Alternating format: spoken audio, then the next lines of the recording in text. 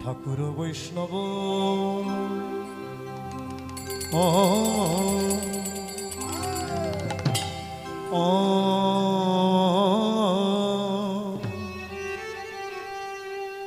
বৈষ্ণব পদ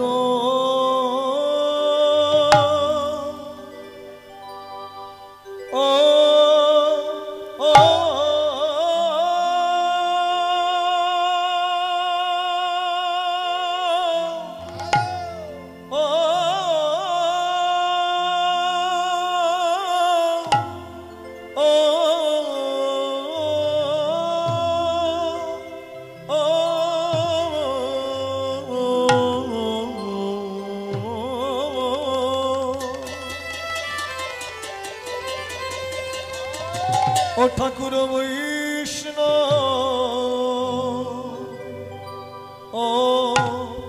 বৈষ্ণব পদ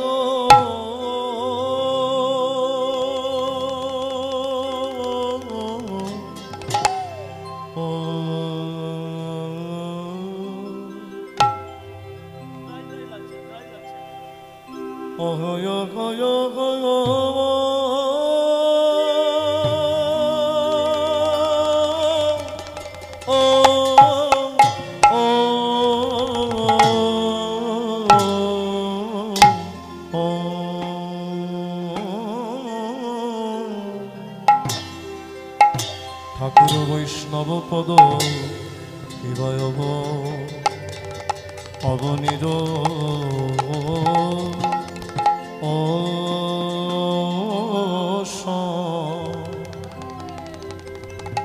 সম্পদ গো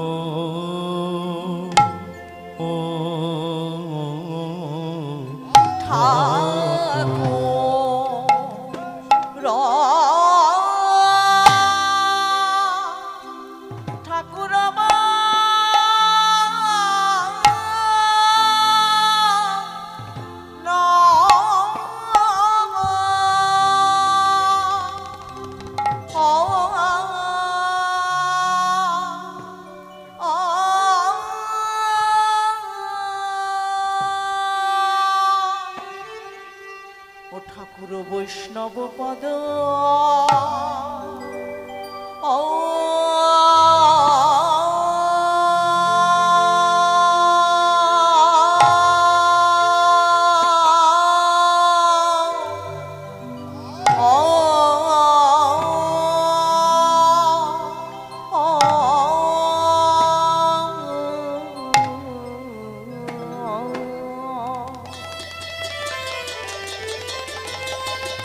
ঠাকুর বৈষ্ণব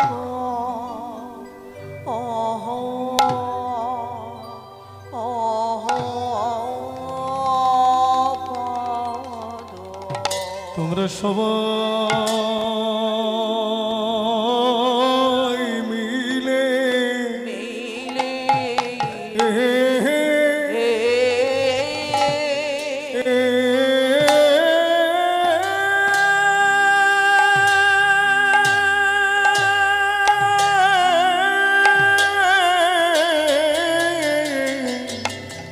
সবাই মিলে শরণ নাও ভাই মুড়ি আরে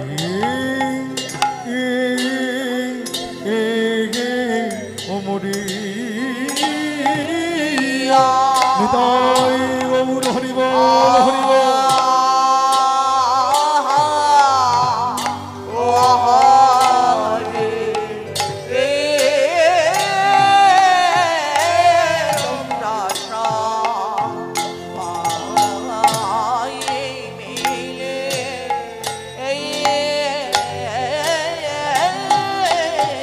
সবাই মিলে শরণ নাও ভাই আহমদি আরে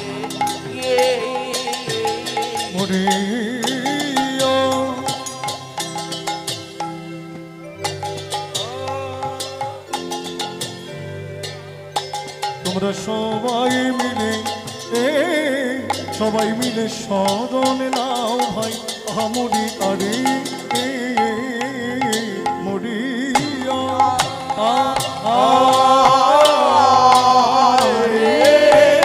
তোমরা সবাই মিলে সবাই মিলে শরণ নাও ভাই মরিয়া রে মরিয়া তোমরা সবাই মিলে শরণ নাও ভাই মরিয়া রে মরিয়া রে তোমরা সবাই মিলে শরণ নাও ভাই মরিয়া রে মরিয়া তোমরা সবাই মিলে শরণ নাও ভাই মরিয়া রে মরিয়া রে তোমরা সবাই মিলে শরণ নাও ভাই মরিয়া রে মরিয়া রে তোমরা সবাই মিলে শরণ নাও ভাই মরিয়া রে ঠাকুর বৈষ্ণব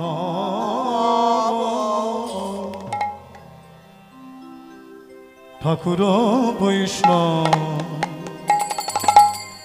নবপদ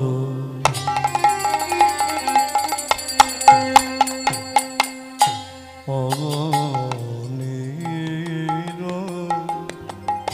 সম্পদ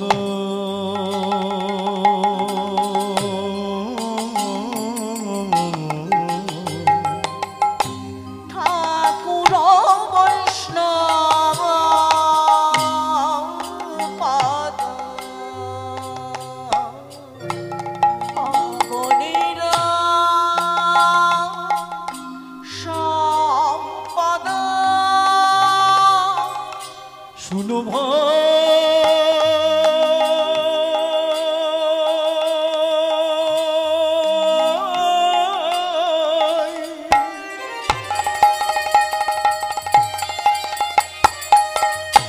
হয় এক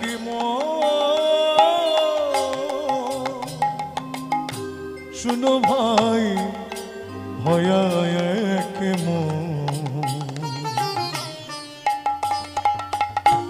শুনো ভাই হয় এক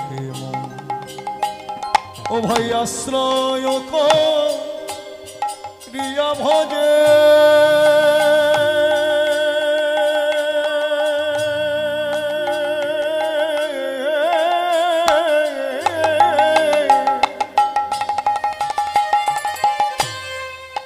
তারে কৃষ্ণ নাহিতে যে আশ্রয় করিয়া ভাজে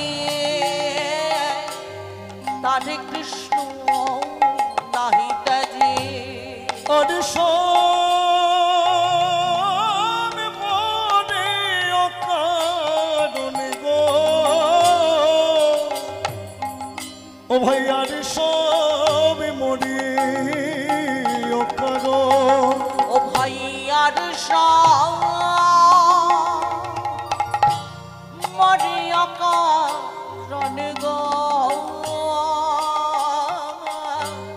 আর সব মরে অকারণ তোমরা প্রাণ ভরে শরণ নাও ভাই তোমরা প্রাণ ভরে শরণ নাও ভাই তোমরা প্রাণ ভরে শরণ নাও ভাই তোমরা প্রাণ ভরে শরণ নাও ভাই ওই বৈষ্ণবের শ্রীচরণে প্রাণ ভরে শরণ নাও ভাই ওই বৈষ্ণবের সেই চরণ তোমাদের সকল জ্বালা যাবে দূরে প্রাণ হরি ভরে বল। শরণ নাও ভাই সকল জ্বালা যাবে দূরে প্রাণ ভরে শরণ নাও তোমরা প্রাণ প্রাণ ভরে শরণ নাও ভাই ঠাকুর বৈষ্ণব পদ অবনীর সম্পদ শুনো ভাই হয়ে এক মন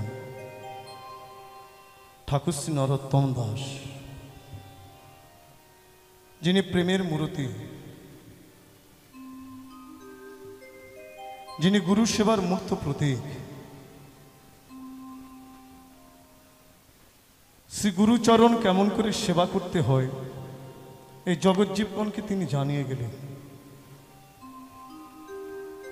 সেই প্রেম ভক্তির মূরতি ঠাকুর শ্রী নরোত্তম দাস আর্তস্বরে জগজ্জীবগণের প্রতি লক্ষ্য করে বলে উঠলেন, তোমরা বৈষ্ণব চরণে শরণ গ্রহণ করো।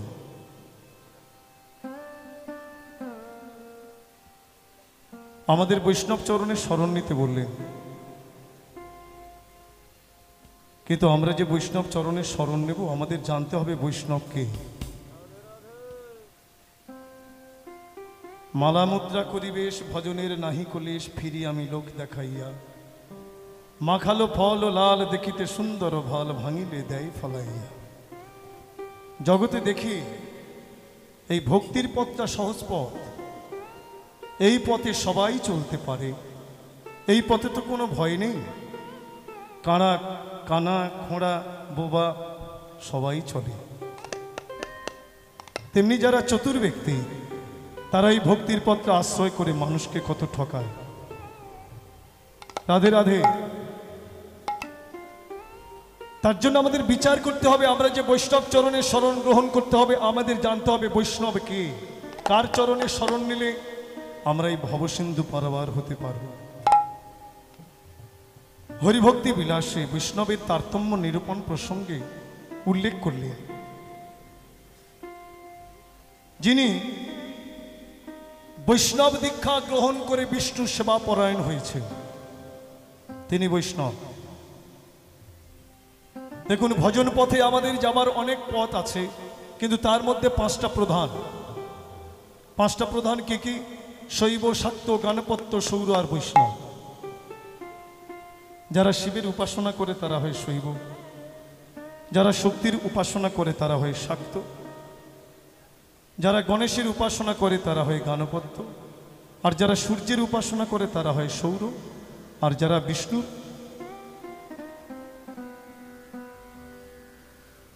বিষ্ণুর উপাসনা করে তারা হয় বৈষ্ণব। কোনো পথকে আমি অবজ্ঞা করব না। সকল দেবদেবীকে না শ্রদ্ধা করতে হয়, ভক্তিযুক্ত প্রণাম করে সম্মান জানাতে হয়, তবে দেবদেবীদের কাছ থেকে কি মেনে নিতে হয় তাই গৌর হরি বলে।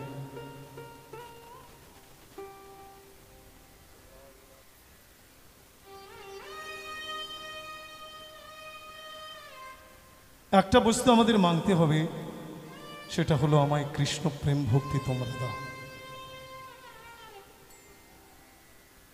যা আছে আমার গোবিন্দ চরণে আছে। কেউ সোজাসুজি বসছে, কেউ আবার ঘুরতে ঘুরতে আসছে, সব কিন্তু এসে মিশেছে কোথায়? আমার গোবিন্দ চরণে। পাহাড় পর্বত হতে উচ্ছ্বসিত জলধারা এমন প্রবল বেগে প্রবাহিত হয়, দর্শন করলে হৃদয় শিহরে ওঠে, ভয় লাগে, এত তার গতিবেগ। কিন্তু এই প্রবাহিত হতে হতে যেদিকে মুখ পায় সেদিকে এক একটা নদীর সৃষ্টি করে চলে যায়, অবশেষে এসে মিলিত হয় কোথায়? সাগরে। তখন স্থির হয়ে যায়, শান্ত হয়ে যায়, কেন? সে তার সাধ্য বস্তু পেয়ে গেছে। তেমনি যে যেমন ভজুক এসে মিশেছে আমার গোবিন্দ চরণ। রাধে রাধে।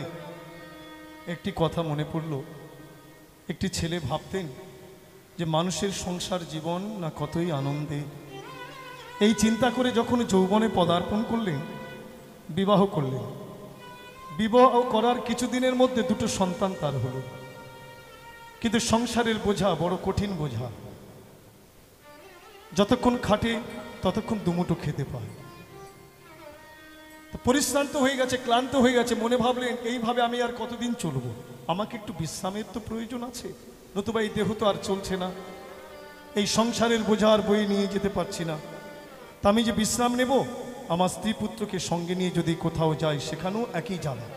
অতএব বিশ্রাম নিতে গেলে এদেরকে আমায় ফেলে রেখে চলে যেতে হবে, কিছু না বলে যেতে হবে, কয়েকটা দিন বিশ্রাম নিয়ে আমি আবার আসবো। তাই এই জগতে তো আমার কেউ নেই, আছে কেবল আমার শ্বশুরবাড়ি। শ্বশুরবাড়িতে চলে যাই, কাউকে কিছু না বলে শ্বশুরবাড়িতে গা ঢাকা দিলেন বিশ্রামের জন্য। মাঝখানে বেশ কয়েকটা দিন চলে যাওয়ায় স্ত্রী চিন্তা করছে, বারে যার সংসার আমার ঘাড়ে রেখে সে কোথায় চলে গেল, নিরুদ্দেশ। আমি কেমন করে এই সংসার টানবো? এই ছেলে দুটো আমাকে বড় বিরক্ত করে, এর জ্বালা আমি সইতে পারি না, আমিও তো ক্লান্ত হয়ে গেছি। স্ত্রী কি করলেন? ছেলে দুটিকে ফেলে রেখে সেও চলে গেলেন।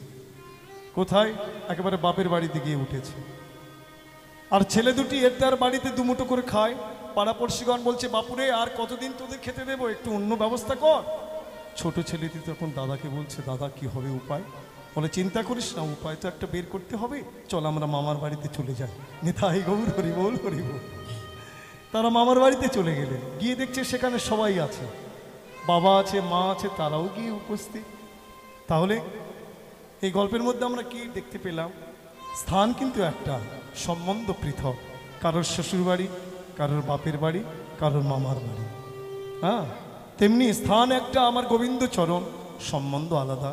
কেউ শৈব ভোগছে, শিবের উপাসনা করছে, কেউ শক্তির উপাসনা করছে, কেউ গণেশের উপাসনা করছে, কেউ সূর্যের উপাসনা করছে। সব এসে মিশেছে আমার গোবিন্দ চরণে। একটা দোকানে যদি সব কিছু পাওয়া যায়, অন্য দোকানে যাওয়ার প্রয়োজন হয় না। নিতাই গৌর হরিবল হরিবল। যিনি বিষ্ণু দীক্ষা গ্রহণ করে বিষ্ণু সেবা পরায়ণ হয়েছে, অতিশয় বিপদ উপস্থিত হলেও যিনি একাদশী ব্রত কখনো ত্যাগ করেন। দেখুন, যারা বৈষ্ণব, যারা ভক্তি পথাশ্রয় হয়েছেন, তারা একাদশী ব্রত কখনো ত্যাগ করবেন না। ব্রতের মধ্যে উত্তম ব্রত হচ্ছে একাদশী ব্রত। আপনি অন্য ব্রত করুন চাই না করুন, ক্ষতি নাই, কিন্তু একাদশী ব্রত অবশ্যই পালন করতে হয়। কেন জানেন মা? এই একাদশী ব্রতের দিনে পাপে মহাপাপ এসে নাই রবিশস্য জাতীয় যত খাদ্য আছে তার মধ্যে প্রবেশ করে। এর জন্য এই সব খাদ্যগুলি এই দিন বর্জন করতে হয়। হরিবল হরিবল। আপনারা একাদশী করেন তো? কি মা, কারা করেন হাত তোলেন তো দেখি। একাদশী ব্রত অবশ্যই করবেন। যারা করেননি তাদের চরণে আমি মাথা নত করে বলছি, মা, একাদশী ব্রতটা অবশ্যই পালন করা প্রয়োজন।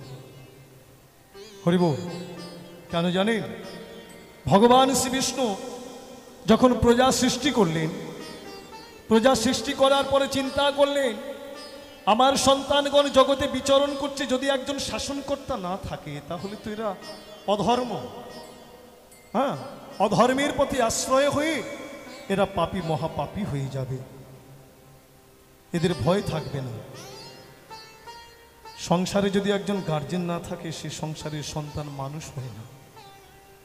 তা বিষ্ণু চিন্তা করলেন, এদের একজন গার্জেনের প্রয়োজন আছে, শাসনকর্তার প্রয়োজন আছে।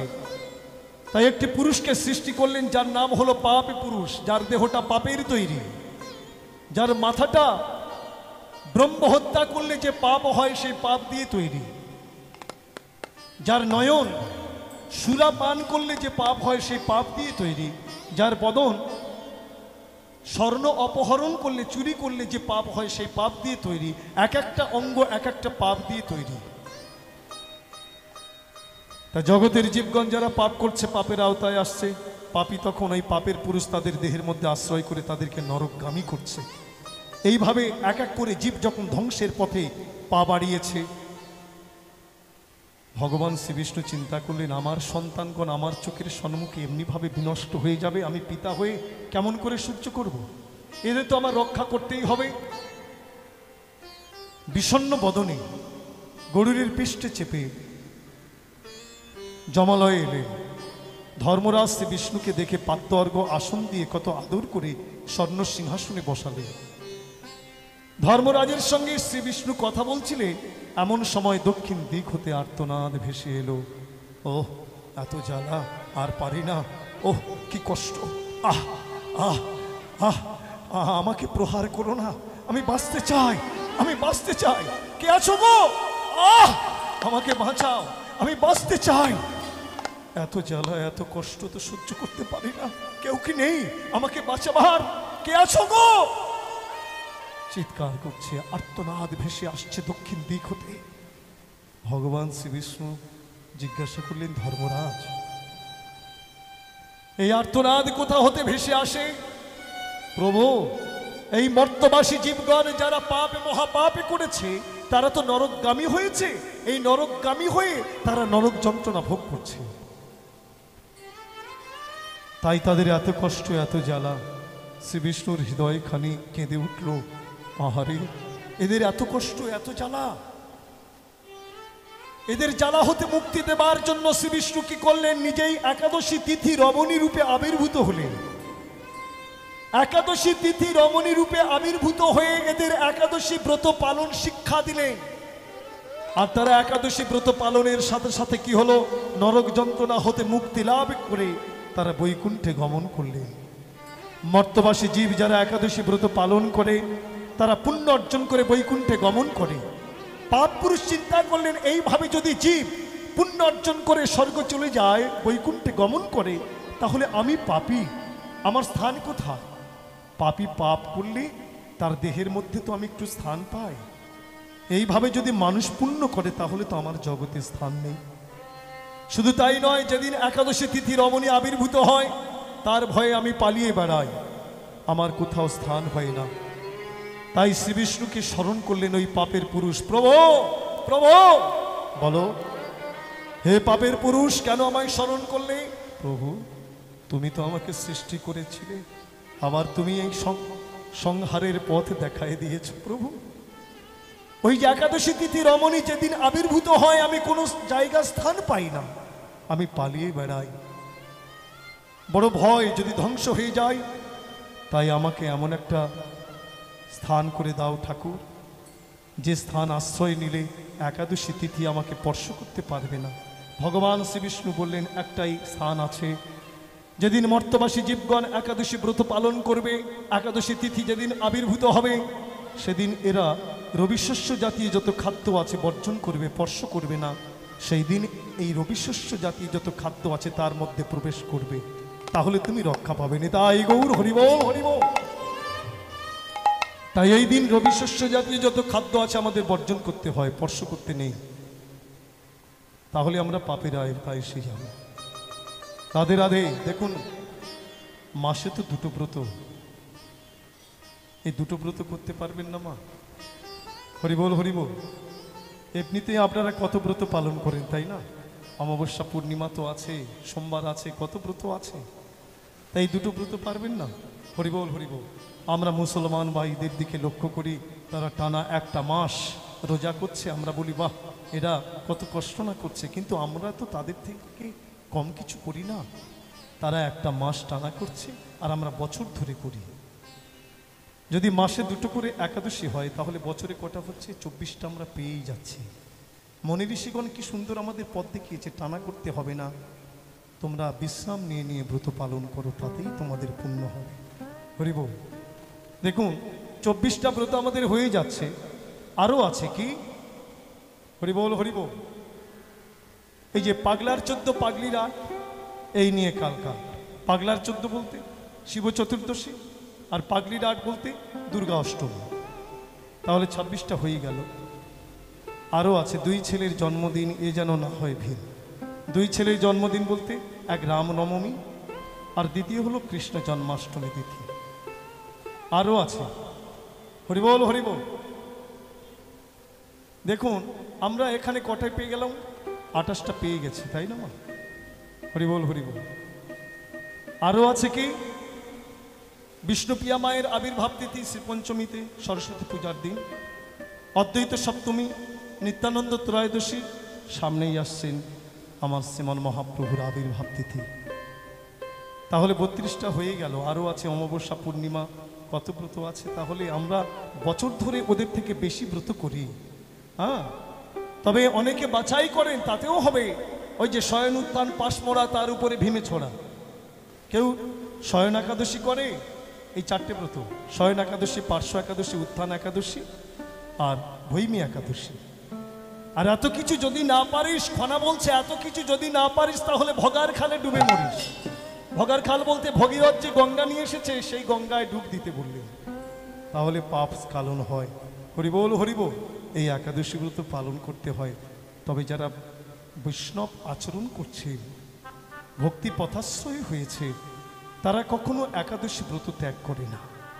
অতিশয় বিপদ উপস্থিত হলেও আমরা দেখেছি আমাদের শ্রীধাম নবদ্বীপে এমন এমন বাবাজি মহারাজ যারা মৃত্যুর সঙ্গে লড়ছে, ডাক্তার বলেছে যদি না আহার করে তাহলে প্রাণ যাবে, তাতেও তাদের ক্ষতি নাই, কিন্তু একাদশী ব্রত তারা পালন করেছে। হরিবল হরিবল। শুধু তাই নয়, সকল জীবে যারা সমদৃষ্টি সম্পন্ন, হিংসা দেশ আদি রহিত, স্বধর্ম বিষ্ণুতে অর্পণ করে বিষ্ণু সেবা পরায়ণ হয়েছে, স্বধর্ম বলতে আমার নিজস্ব ধর্ম। দেখুন ভগবান বলছে, দেখো তোমার ধর্মকর্ম যা কিছু তুমি আমাকেই অর্পণ করো। হ্যাঁ, সর্বধর্মান্ন পরিত্যজ্য মামেকং শরণং ব্রজ অহং তা সর্ব পাপেভ্যো মোক্ষয়িষ্যামি মা শুচি। রাধে রাধে। দেখুন ভগবান বলছে সকল ধর্মের আশ্রয় ত্যাগ করে কেবল আমার চরণ শরণ গ্রহণ করো। আমরা যদি সকল ধর্ম ত্যাগ করি, ধর্ম আমাদের রইল কি? তাহলে আমাদের কি রইল? আমরা কি নিয়ে ভজন সাধন করব যদি আমাদের ধর্মকর্ম সব ত্যাগ করি? রাধে রাধে। গীতাতে বললেন সকল ধর্মের আশ্রয় ত্যাগ আর ভগবানের চরণ আশ্রয় একই বস্তু। জীব জন্মাচ্ছে মরছে, এটা আমরা জানি, এটা সত্য, কিন্তু আমরা মানতে পারি না। জন্মানেই মরতে হবে, মরলেই জন্মাতে হবে, এটা সত্য, কিন্তু আমরা মানতে পারি না, বিশ্বাস করি না। এই যে জন্ম মৃত্যুর কবলগ্রস্ত হচ্ছে, জীব একই পথে ঘুরছে, জন্মাচ্ছে মরছে, জন্মাচ্ছে মরছে, সেই অনন্তকাল ধরে একই পথে গতাগতি করছে। পাশেই যে ভগবান আছে, গোবিন্দ আছে, ভুলেও জীব একবার হা কৃষ্ণ গোবিন্দ বলে তার চরণ ধরে না, ধরলেই কিন্তু মুক্তি। এই ধরতে পারছে না বলে তাই এত তার ঘোরা। তাই বলছি সকল ধর্মের আশ্রয় ত্যাগ আর ভগবানের চরণ স্মরণ করা একই বস্তু। তাই বলছি সকল ধর্মের আশ্রয় ত্যাগ করো। আমি বানপ্রস্থ এই ধর্ম অবলম্বন করব। এই ধর্ম অবলম্বন করতে গিয়ে আমার কি কি করণীয়, এই নিয়ম কানুন করতে করতে আমার দিন চলে যায়, আমি ভজন করব কখন? তাই তো বাবা, আশ্রমবাসী হয়েছে, আশ্রমের যে কি করণীয় তা পালন করতে গিয়ে আমার সময় চলে যায়, তাহলে ভজন হয় না। তাই বললেন, ভগবান বললেন এত কিছু করতে হবে না, কেবল আমার চরণ শরণ গ্রহণ করো, আমি তোমায় মুক্তি দিই। নিতাই গৌর হরিবোল হরিবোল। কিন্তু আমরা হিন্দু সনাতন ধর্মে জন্মগ্রহণ করেছি। আমাদের ধর্ম যে সনাতন ধর্ম, পবিত্র ধর্ম, এত প্রাচীন ধর্ম আর নেই। সেই 5,500 বছর পূর্বে ভগবান কুরুক্ষেত্রের মাটিতে দাঁড়িয়ে তিনি এই ধর্ম প্রকাশ করে গেছে। তারও পূর্বে সত্য যুগ হতে এই ধর্ম চলে আসছে। কিন্তু আমরা হিন্দু সনাতন ধর্মাবলম্বী জীব কি করি? অর্থের জন্য নিজেদের ধর্মটাকে বিসর্জন করে আমরা ধর্মান্তরিত হচ্ছি। ভগবান বললেন, শ্রেয়ান স্বধর্ম বিগুণ পরধর্মাৎ সনুষ্ঠিতা স্বধর্মে নিধনং শ্রেয় পরধর্ম ভয়াবহ। গীতাতে বলেছে, দেখুন অপর বর্ণ আশ্রম বাইরে থেকে যতই মনোনিবেশ হোক, সেখানে যতই সুখ স্বাচ্ছন্দ্য থাকুক, সারাটা জীবন আপনাকে বসিয়ে খাওয়াবার প্রতিশ্রুতি দান করুক, সেই ধর্ম এই লোভে যারা প্রতিপালন করে পরিণামে ভয়াবহ। অপরপক্ষে নিজস্ব ধর্ম বাইরে থেকে যতই কম গুণ বিশিষ্ট হোক না কেন, এই ধর্ম পালন করতে গিয়ে যতই আমার কষ্ট হোক, সেখানে সুখ দুঃখ থাকুক চাই না থাকুক, অর্থ সম্পদ থাকুক চাই না থাকুক, এই ধর্ম যদি কেউ নিষ্ঠার সঙ্গে পালন করে পরিণামে তার মঙ্গল ফল।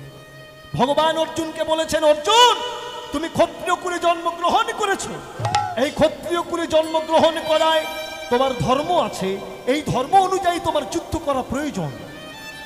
এই যুদ্ধ করতে গিয়ে ক্ষয়ক্ষতি, লাভ, প্রতিষ্ঠা, সুখ দুঃখ তার দিকে তুমি তাকিও না, কেবল তোমার কর্ম ক্ষয় করার জন্য তুমি যুদ্ধ করে যাও। তেমনি এই জগতের সংসারে এসে আমি কতটা এই ধর্ম পালন করতে গিয়ে লাভ পাবো, কতটা আমার ক্ষতি হবে, এই বিচার করলে হবে না, কেবল আমার কর্ম ক্ষয় করার জন্য এই ধর্ম পালন করতেই হবে। তাই যারা স্বধর্ম ভগবান শ্রী বিষ্ণুর চরণে অর্পণ করে বিষ্ণু সেবা পরায়ণ হয়েছেন, তারাই বৈষ্ণব।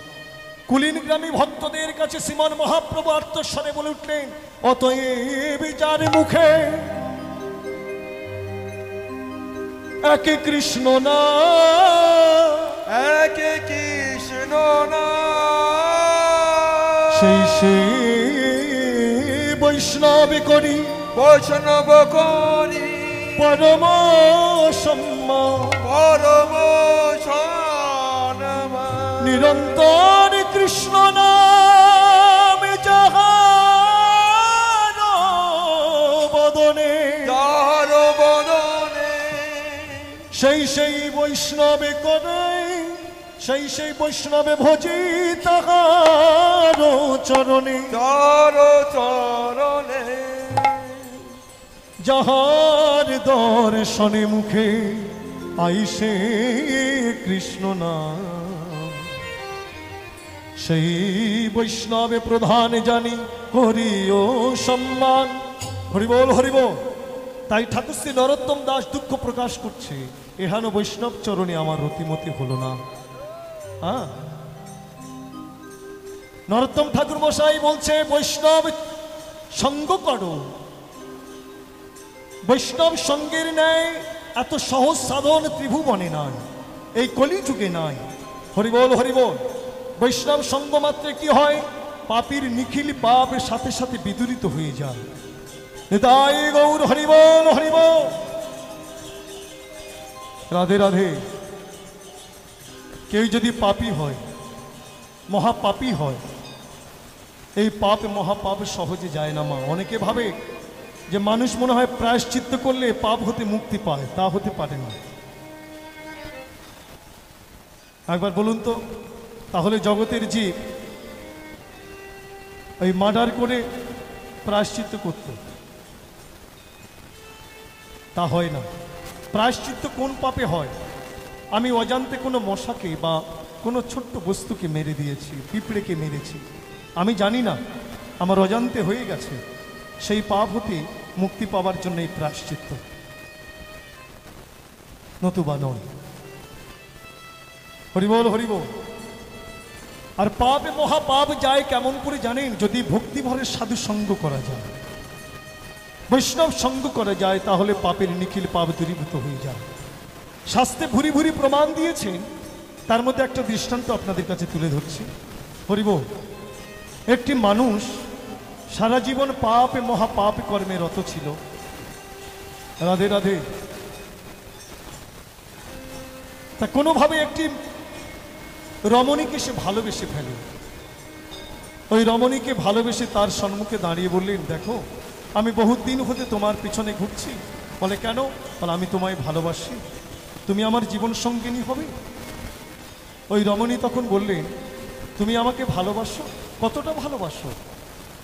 আমি দেখতে চাই আজকের রাত্রিতে তুমি আমার সঙ্গে দেখা করো, যখন আমার সঙ্গে মিলিত হবে হাতে করে একটা সুন্দর লাল গোলাপ নিয়ে আসবে, গোলাপটি আমাকে দান করো, তাহলে বুঝবো তুমি সত্যিই আমাকে ভালোবাসো। সেদিন ছিল বড় দুর্দিন। বাজার থেকে ওই ছেলেটি একটা গোলাপ কিনে নিয়ে এসেছে। ঝড় বৃষ্টি চলছে, কিছুতেই ঝড় বৃষ্টি থামে না। সন্ধ্যা নেমে এসেছে, দেখতে দেখতে রাত্রিও হয়ে গেছে। ছেলেটি অপেক্ষা করতে পারলেন না, মনে ভাবলেন এবার আমাকে বেরোতেই হবে, তাই বেরিয়ে পড়লেন।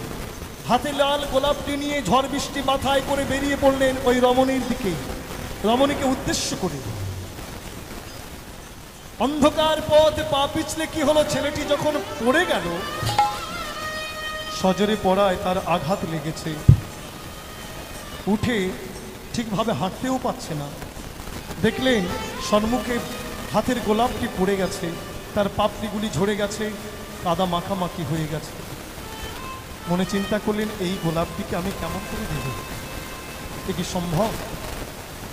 আমাকে বলেছে একটা ভালো গোলাপ নিয়ে যেতে, আমি এই যদি পাপড়ি ঝরা এই গোলাপটি দিই, তাহলে তো আমার এই ভালোবাসার মর্যাদা রক্ষা হয়ে যাবে। এত রাতে আমি গোলাপও পাবো না। সম্মুখে যেতে যেতে দেখলেন একটা শিব মন্দির আছে।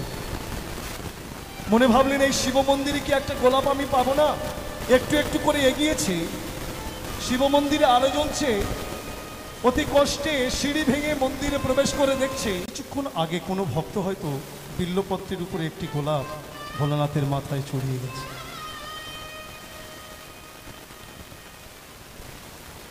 জীবনে কোনোদিন কারোর সম্মুখে মাথা নত করেনি, আজকের একটা গোলাপের জন্য ভোলানাথের সম্মুখে বসে বললেন, বাবা এই গোলাপটি আমার প্রয়োজন, যেন অপরাধ নিয়ে প্রণাম করলেন।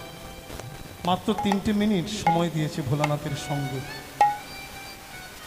ওই গোলাপটি নিয়ে মন্দির থেকে বেরিয়ে ওই রমণীর চিন্তা করতে করতে চলেছে। বজ্রবিদ্যুৎ চলছিল, হঠাৎ বজ্রাঘাতে তার দেহটা ঢলে পড়ল। মৃত্যুমুখী ওই ছেলেটি। মৃত্যুর সময় রমণীর চিন্তা করতে করতে প্রাণ ত্যাগ করলেন। অবশেষে তাকে আনা হলো কোথায়? জমালয়ে। চিত্রগুপ্ত বললেন, প্রভু এর আর বিচারের প্রয়োজন নেই, জীবনে এহেন পাপ নাই যে করেনি, এরা পাপ কর্মে রত ছিল, এর আর বিচারের প্রয়োজন নেই, সরাসরি একেবারে নরকগামী করা হোক, এর জীবনে কোনো পুণ্য নেই। ধর্মরাজ বললেন, চিত্রগুপ্ত একটু ভালো করে দেখো না, একটুও কি পুণ্য নেই? চিত্রগুপ্ত আদেশ পেয়ে যখন দেখলেন, হ্যাঁ প্রভু একটু পুণ্য আছে। কেমন? মাত্র 3টে মিনিট ভোলানাথের সঙ্গ দিয়েছে, শিব মন্দিরে প্রবেশ করে শিবের সঙ্গ দিয়েছে, এই 3 মিনিটের পুণ্য আছে। চিত্রগুপ্ত তুমি যে বলছিলে না এর পুণ্য নেই, কে বলেছে? এই 3 মিনিট শিবের সঙ্গ করেছে, জানো শিবকে? বৈষ্ণব অগ্রগণ্য বৈষ্ণব চূড়ামণি হলেন শিব, সেই শিবের সঙ্গ করেছে। হোক না কেন 3 মিনিট, এই 3 মিনিট শিবের সঙ্গের জন্য আমি একে 3টে বৎসর স্বর্গবাসের আদেশ দিলাম। আমি একে 3টে বৎসর স্বর্গবাসের আদেশ দিলাম। শোনো, তুমি আগে স্বর্গবাস করবে নাকি নরক যন্ত্রণা ভোগ করবে? বলে, প্রভু জীবনেতে কোনো পুণ্য করিনি, মাত্র 3টে মিনিট শিবের সঙ্গ দিয়েছি বলে 3টে বৎসর আমি স্বর্গবাসের আদেশ পেলাম। আমি আগে পুণ্য ভোগ করব, তারপরে নরক যন্ত্রণা ভোগ করব। বেশ, তাহলে তুমি স্বর্গের সুখ ভোগ করো। 3টে বৎসর স্বর্গে বাস করতে করতে চিন্তা করলেন, আমি তো সারা জীবন পাপে মহাপাপে করেছি, জীবনে কোনো পুণ্য করিনি, মাত্র 3 মিনিট শিবের সঙ্গ দিয়েছি বলে এত পুণ্য আমার হলো। যদি সারাটা জীবন এইভাবে বৈষ্ণব সঙ্গীতে আমার সময় অতিবাহিত করতাম, তাহলে কত পুণ্য আমি লাভ করতাম। আর আমার সময় বৃথা দেব না, এই স্বর্গে থেকে আমি বৈষ্ণব সঙ্গ করব। তাই ঋষিদের সঙ্গে শাস্ত্র অধ্যয়নের মাধ্যমে 3টে বৎসর অতিবাহিত করলেন। 3টে বৎসর পরে ধর্মরাজ এসে বলেন, শোনো, তুমি 3টে বৎসর স্বর্গে বাস করেছো, তবে বৃথা সময় তুমি অতিবাহিত করনি। ঋষিদের সঙ্গে শাস্ত্র অধ্যয়নের মাধ্যমে তোমার সময় অতিবাহিত করেছো, তাই যাও তুমি জন্ম নাও, তুমি দৈত্যকুলে জন্ম নেবে। তোমাকে আর নরককে পাঠাবো না, তুমি দৈত্যকুলে জন্ম নাও, তোমায় আমি এই সাজা দিলাম। জানেন মা সেই ছেলেটিকে? সেই ছেলেটি হয়েছিলেন দৈত্যরাজ বলি। হরিবোল হরিবোল। এই বৈষ্ণব সঙ্গের এত মহিমা, বৈষ্ণব সঙ্গ করায় স্বর্গবাস করার পরে সে বলি দেহ ধারণ করে দৈত্যকুলে জন্ম নিলেন। হরিবোল। যিনি 2 হাত ভরে জীবগণকে দান করতে লাগলেন, যাকে বলা হয় দানবীর বলি। ভগবান প্রসন্ন হয়ে বামন অবতারে বলিরাজার কাছে এলেন। বলিরাজার সম্মুখে দাঁড়িয়ে বললেন, মহারাজ আমাকে দান করুন। ব্রাহ্মণ সন্তান, ছোট্ট ছোট্ট চরণ, খর্বাকার দেহ, খর্বাকার হস্ত, ছোট্ট ছোট্ট চরণ সম্মুখে দাঁড়িয়েছে। কি তার রূপ! বলিরাজ বললেন, হে ব্রাহ্মণ সন্তান, কি দান চাই? আমার ত্রিপদ ভূমি চাই। ত্রিপদ ভূমি আমায় দান করুন। আমি দানবীর বলি, আমি 2 হাত ভরে দান করি। এই ছোট্ট ছোট্ট চরণে মাত্র ত্রিপদ ভূমি কতটুকু হবে? অন্য কিছু চাও, আরো কিছু বেশি চাও? বলে না, আমার এই ত্রিপদ ভূমির প্রয়োজন, দান করো। দান করলেন, প্রতিশ্রুতিবদ্ধ হলেন। যখনই প্রতিজ্ঞা করলেন, ভগবান শ্রীবিষ্ণু বিশাল দেহ ধারণ করে 2 পদ দিয়ে স্বর্গমর্ত মেঙে নিলেন, অধিকার করলেন। 3য় পদ রাখবার জায়গা নেই। বলি, এই 3য় পদ আমি রাখবো কোথায়? খুঁজে পাচ্ছে না। বলিরাজা স্ত্রী পাশে দাঁড়িয়ে বললেন, কি গো, প্রভু যে অপেক্ষা করছে, 3য় পদ তুমি রাখার জায়গা পাচ্ছ না? তোমার মস্তক তো আছে, মস্তক পেতে দাও না। প্রভু যে অপেক্ষা করছে, তোমার মস্তকে প্রভুর চরণ তুমি ধারণ করো। তাই বলিরাজা মস্তকে নিলেন 3য় চরণ। ভগবান বললে, বলি, এতদিন ছিলে তুমি আমার অধীন, আজ তোমার মাথায় আমি 3য় পদ রেখে হলাম তোমার অধীন।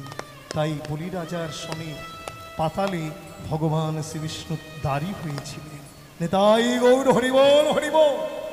সেই বৈষ্ণব মহিমা ঠাকুর শ্রী নরোত্তম দাস প্রকাশ করছে। বৈষ্ণব সঙ্গ করো, আর বৈষ্ণব কৃপার ন্যায় সাধনা জগতে নেই। দেখুন, হাতির দাঁত যদি একবার বেরিয়ে যায়, হাতে শত শতবার চেষ্টা করলেও ঢাকতে পারে না, তেমনি বৈষ্ণব কৃপা। কেউ যদি বৈষ্ণব সঙ্গে যায়, বৈষ্ণব যদি একবার কারোর প্রতি কৃপা দৃষ্টি করে, যদি বলেন, বাবা আমরা তো মঠ মন্দিরে ছুটে যাই, সেখানে গিয়ে কত মানুষ দেখি, কত ভিড়, একবার তো আমাদের দিকে ফিরে চায় না। মহাজন বললেন, তোমার দিকে না চা, তুমি বসে থাকো, অপেক্ষা করো, অপেক্ষা করতে করতে করতে করতে দেখবে এক সময় তোমার পানে চেয়েছে, তখন তুমি বুঝবে তোমার প্রতি কৃপা দৃষ্টি হয়েই গেছে। রাধে রাধে, হরিবল হরিবল। বৈষ্ণবে এমন কৃপা, এই কৃপার ফল অবশ্যই ফলবে যদি একবার কারোর প্রতি কৃপা দৃষ্টি করে। তার প্রমাণ কি জানেন মা? নলকুবের মণিগ্রীব ভাগবতের কথা। যারা কুবের সন্তান, ধনমদে মত্ত হয়ে অহংকারে বনে উপবনে বিচরণ করতেন, দিক বিদিক তাদের জ্ঞান ছিল না। একদিন কালিন্দীর জলে, স্বর্গের কালিন্দীর জলে দেব অপ্সরীদের নিয়ে দিগম্বর দিগম্বরী হয়ে জলক্রীড়ারত ছিলেন। এমন সময় দেবর্ষিপাদ নারদ ওই কালিন্দীর পথ দিয়ে চলেছে। দেব অপ্সরীগণ দর্শন করে লাজে লজ্জিতা হয়ে তাড়াতাড়ি করে তীরে উঠে বসন দিয়ে অঙ্গ ঢাকলেন। দুটি ভাই অট্টহাসি হেসে বললেন, আরে ওই নেংটি পরা বাবাজিকে দেখি তোমাদের এত লজ্জা? দেখো আমাদের কোনো লজ্জা নেই, আমরা কি করতে পারি? দুটি ভাই অহংকারে মত্ত হয়ে জল হতে উঠে বৈষ্ণবে মুকুটমণি নারদের সম্মুখে দাঁড়ালেন। যখনই দিগম্বর অবস্থায় দাঁড়িয়েছে, নারদ ঋষি বললেন, রে পাপিষ্ঠ, আমি জিতেন্দ্রিয় মণি, অন্যতে আমার কোনো মন নেই। স্থাবর মূরতির ন্যায় অহংকারে মত্ত হয়ে আমার সম্মুখে তোরা এসে দাঁড়ালি, গুচ্ছলিঙ্গ আমাকে দেখালি। কুবের সন্তান বলে তোদের এত অভিমান, এত অহংকার। যা, আমি তোদের অহংকার চূর্ণ করলাম। তোরা বৃক্ষ জনি ভোগ কর, তোরা বৃক্ষকুলে জন্ম নে। যেই না অভিসম্প্রদান করেছে, দুটি ভাই চরণে নিপতিত হয়ে বললেন, মুনিবর, না না না মুনিবর, আমরা কুবের সন্তান হয়ে বৃক্ষকুলে যাব, বড় কষ্ট। না মুনিবর, এই অভিশাপে ফিরিয়ে নেই। বৈষ্ণব দর্শন করে আমরা তো সম্মান জানাইনি, অপরাধ করেছি। আপনার তো কৃপার হৃদয়, কৃপা করুন। কামে ক্রোধে লোভে মোহ মদ মাৎসর্য প্রতিটা জীবের মধ্যে বর্তমান। নিজ বসে নয় পাপী, রিপু বসে ফিরে কামাধি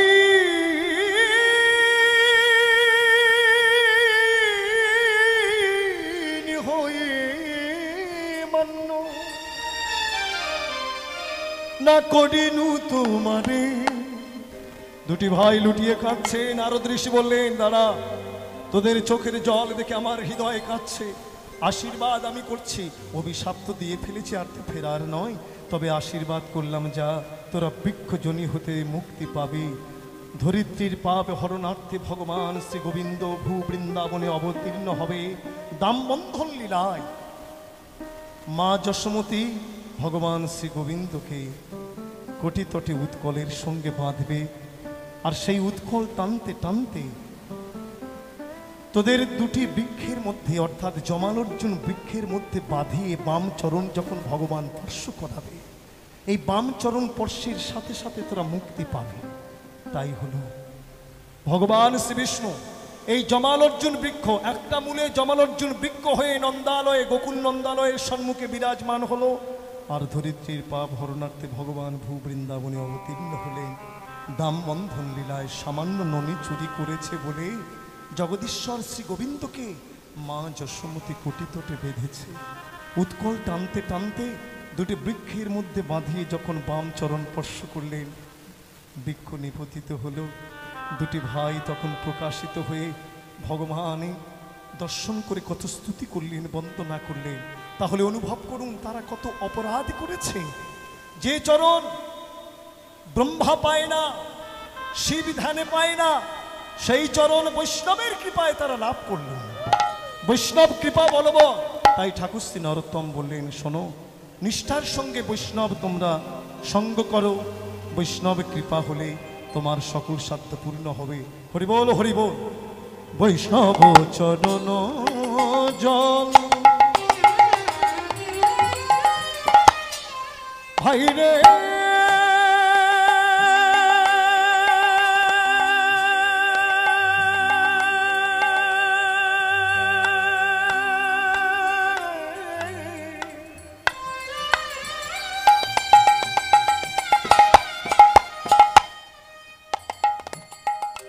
শোনো ভাই হইয়া এক মন, বৈষ্ণব চরণ জল প্রেম ভক্তি দিতে বলে বৈষ্ণব চরণ প্রেম ভক্তি দিতে বাবা আর কেহ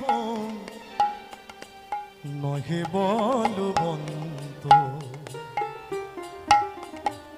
আর কেহ নহে বলবন্ত ও ভাই আর কেহ নহে বলবন্ত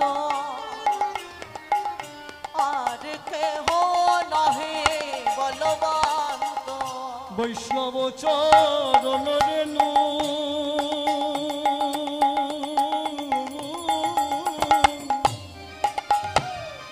ওই মস্তকে ভূষণ বিনু বৈষ্ণব চরণ রেণু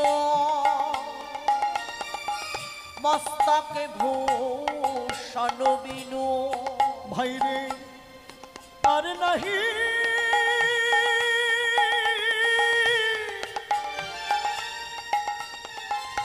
আর নাহি ভূষণের অন্ত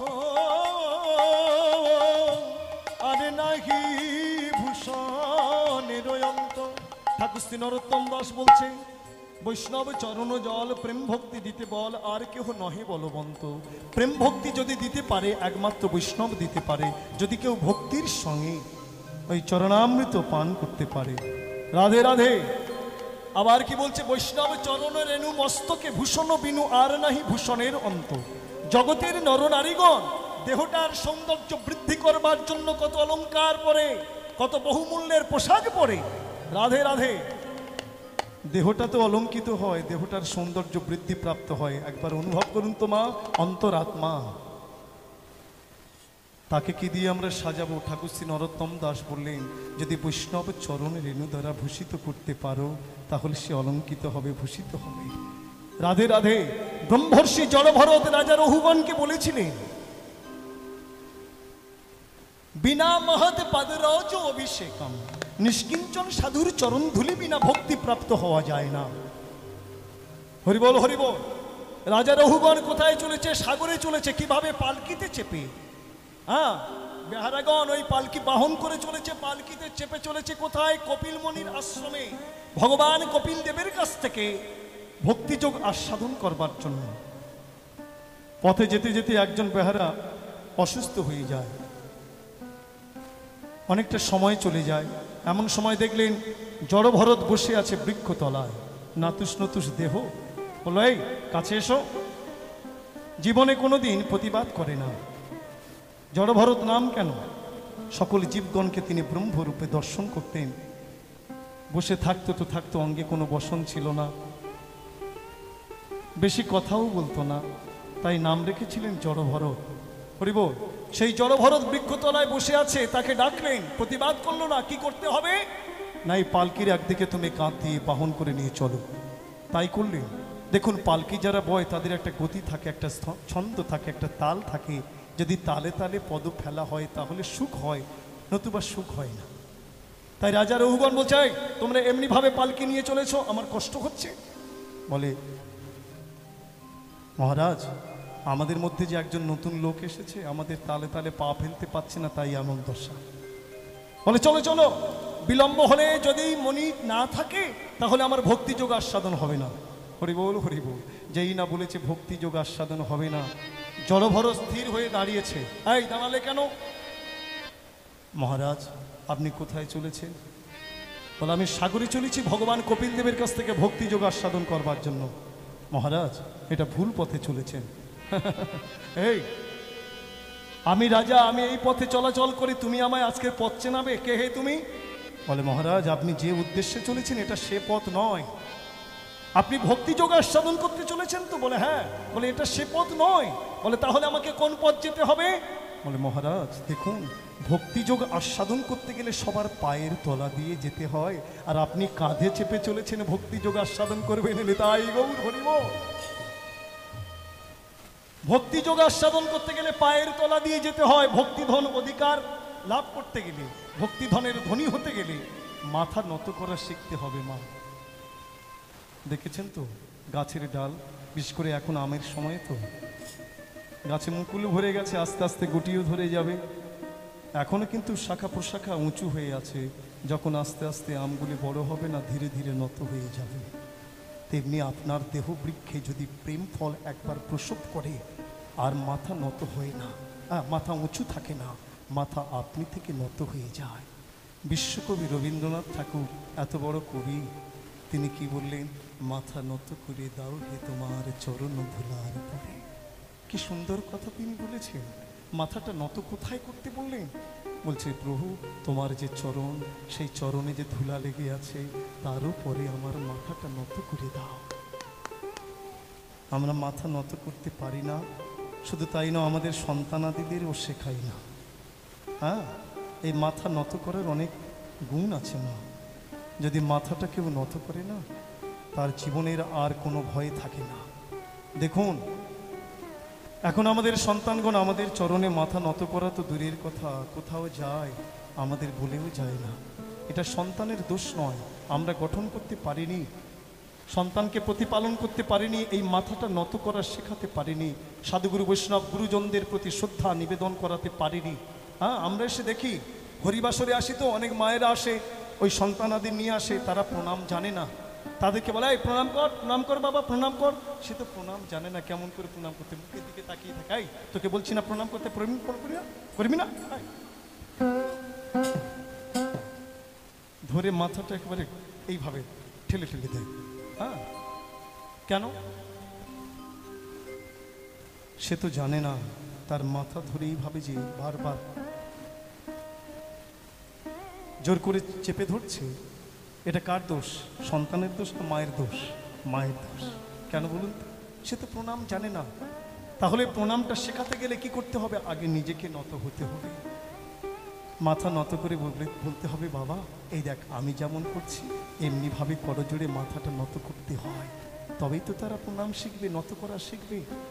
রাধে রাধে। একটা প্রণামের অনেক গুণ আছে মা। প্রণাম করলে কি হয়? প্রণাম কাকে বলা হয়? নিজেকে ছোট মনে করে অপরকে সম্মান প্রদান করার নাম হলো প্রণাম করা।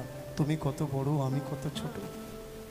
দেখুন না, কোনো কঠিন মানুষ, হিংসুক মানুষ খুন করে, তার সম্মুখে কেউ যদি করজোড়ে মাথাটা নত করে, সে আর হাত তুলতে পারে না। একটা প্রণামের এত গুণ। হরিবল হরিবল। প্রণাম কয় প্রকার? প্রণাম 3 প্রকার। কায়িক প্রণাম, বাচিক প্রণাম, মানসিক প্রণাম। হ্যাঁ, কায়িক প্রণামটা কেমন? যারা অষ্টাঙ্গ প্রণাম করে, একেবারে ভূমিতে এই সাষ্টাঙ্গ হয়ে প্রণাম করে, এটা কায়িক প্রণাম। বাচিক প্রণামটা কেমন? আমি কোনো কর্ম করছি, আমার হাতে কিছু আছে, অথচ আমি প্রণাম করতে পারছি না, আমি মুখে বলছি প্রণাম, আমার প্রণাম নেবেন, এটাও প্রণাম করা হয়। আবার মানসিক প্রণাম, আমি কোনো স্থানে আছি, আমি সেখান থেকে মনে মনে স্মরণ করলাম, হে প্রভু তুমি আমার প্রণাম নাও, এটাও প্রণাম হয়। তাহলে সাষ্টাঙ্গ প্রণাম হয়, মুখে বললে হয়, মনে মনে স্মরণ করলেও প্রণাম হয়। কিন্তু প্রণাম কোনটা হয় না জানেন মা? এক হাতে প্রণাম হয় না।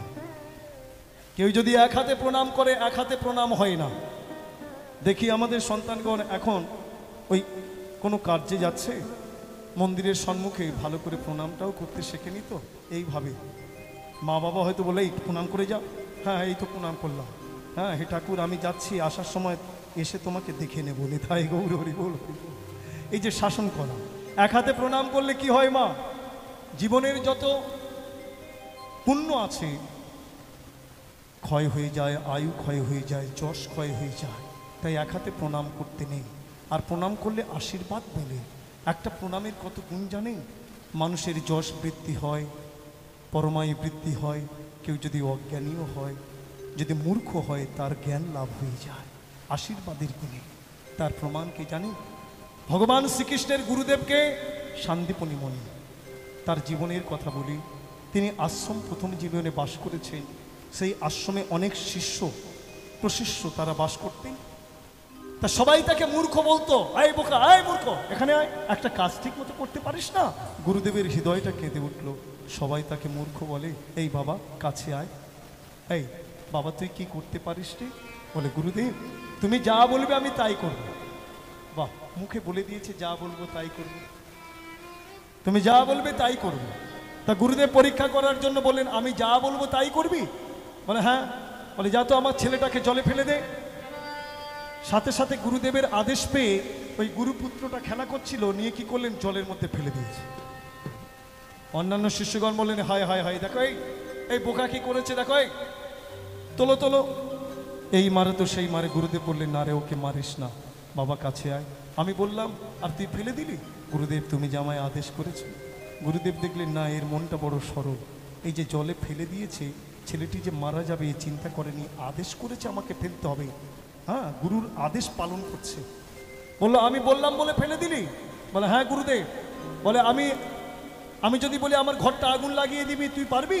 বলে হ্যাঁ পারবো। বলে তাহলে দে। সাথে সাথে আগুন লাগিয়ে দিয়েছে, দাউ দাউ করে জ্বলছে। অন্যান্য শিষ্যগণ তারা এসে এই মারে তো সেই মারে। বলে না গুরুদেব, একে আর রাখা যাবে না, একে বের করে দেওয়া হোক। গুরুদেব বললেন না রে না, ওকে আর মারিস না। শোন, কাছে আয় বাবা, তোকে আর অন্য কিছু করতে হবে না। আজকের থেকে আমি তোকে একটা কাজ দেব। কি কাজ গুরুদেব? তুই প্রতিদিন এসে শুধু একটা করে আমার পায়ে প্রণাম করে যাবি, এটাই তোর কাজ। আর কিছু করতে হবে না, একটা করে প্রণাম করবি। হরিবল হরিবল। তা প্রতিদিন এসে প্রণাম করে করে আশ্রমের অন্যান্য কর্ম করে। রাধে রাধে। দেখতে দেখতে গুরুদেবের দেহটা না ঢলে পড়েছে, মৃত্যু শয্যায় নিপতিত হয়েছে। গুরুদেব চলে যাবে, অন্যান্য শিষ্যগণ কাঁদছে। গুরুদেবের কাছ থেকে মেনে নিলেন কেউ গুরুদেবের নামের ঝোলা, কেউ বা পাদুকা, কেউ বা পরনের বসন।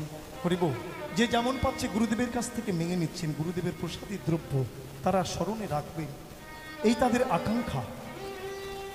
অন্যান্য শিষ্যগণ তারা যা কিছু মাঙার মেঙে নিয়ে চলে গেছে। অবশেষে ওই বোকা ছেলেটি এসে চরণ প্রান্তে দাঁড়িয়ে কাঁদছে, একটা প্রণাম করে কাঁদছে। গুরুদেব বললেন কাঁদছিস কেন রে? গুরুদেব তুমি তো চলে যাবে, আমি কার কাছে থাকবো? এই জগতে আমার আপন বলতে তো কেউ রইল না। আমি প্রতিদিন তোমার চরণে প্রণাম করতাম। বলো গুরুদেব, আমি কার পায়ে প্রণাম করব? কে আছে? গুরুদেব বললেন আয়, কাছে আয়। কি চাই তো? গুরুদেব আমি কিছু চাই না, আমি কেবল তোমার চরণে একটা করে প্রণাম করতাম, তাও আমার হবে না। বলে শোন, সবাই তো আমার কাছ থেকে অনেক কিছু মেঙে চলে গেছে, তোকে তো কিছু দিইনি রে, কাছে আয়। তবে একটা বস্তু তোর জন্য রেখেছি, আমি কাউকে দান করিনি। যখন শিষ্যটি কাছে এসেছে, গুরুদেব তখন ওই শিষ্যের মাথায় হাত রেখে বললেন যা, আমি তোকে প্রাণ ভরে আশীর্বাদ করছি। জগতে তোকে সবাই বলে বোকা, তুই মূর্খ, আমি তোকে আশীর্বাদ করে গেলাম, তুই জগৎগুরুরও গুরু হবি।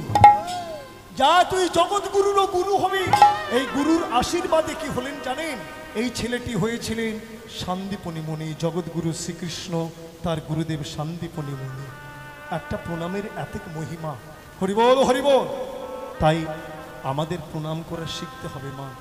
যদি ভক্ত পুত্র হয় তো ক্ষতি নাই। বংশে যদি একজন ভক্ত পুত্র আসে না, 14 পুরুষ উদ্ধার হয়ে যায়। হরিবল হরিবল। তাই ঠাকুর শ্রী নরোত্তম দাস বলছে বৈষ্ণব সঙ্গেতে মন,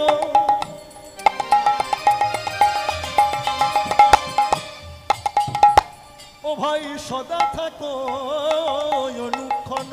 বৈষ্ণব সঙ্গীতে মন, সদা থাকো অনুক্ষণ। যাতে হয়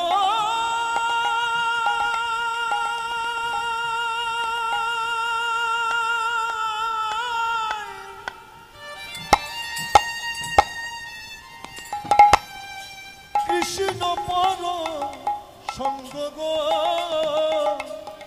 যাতে হয় কৃষ্ণ পর সঙ্গ। ও ভাই যাতে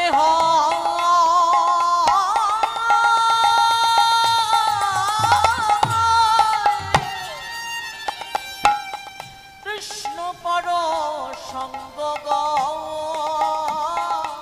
যাতে হয় কৃষ্ণ পর সঙ্গ।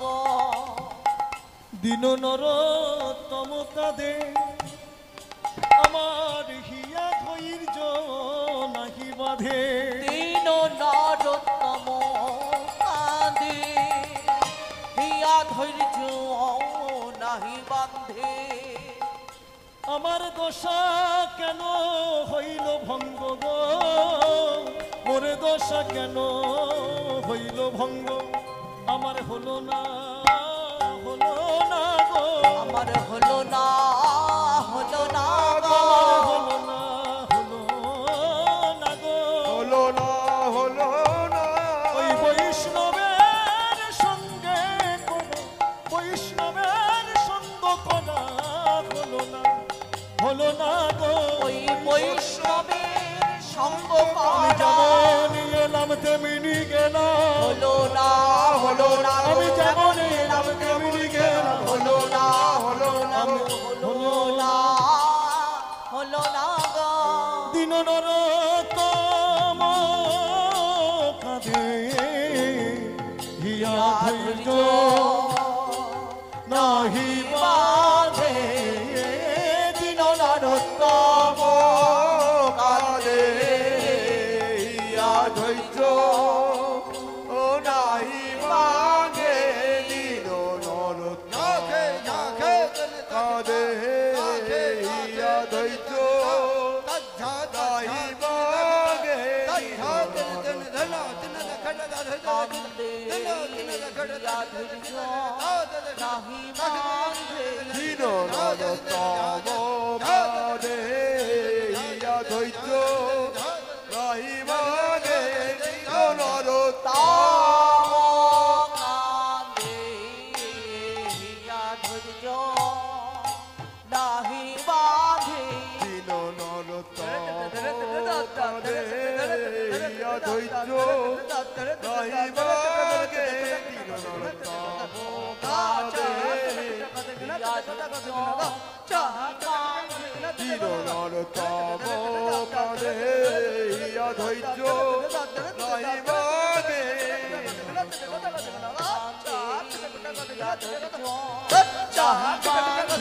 দিন নরতম কাদে ইয়া ধৈর্য নাই মাগে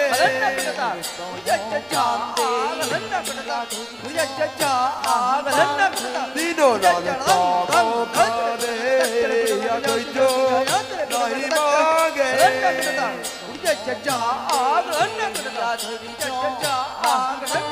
দিন নরতম কাদে ইয়া ধৈর্য ও নাই মাগে দিন নরতম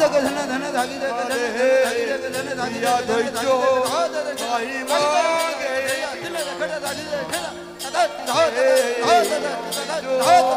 নাই মাগে ইয়া ধৈর্য নাই মাগে ইয়া ধৈর্য নাই মাগে দিন নরতম গৌর হরি বল, হরি বল। নাই মাগে দিন নরতম কাদে ইয়া ধৈর্য নাই মাগে দিন নরতম কাদে ইয়া ধৈর্য নাই মাগে নাহি বাঁধে দিন নরতম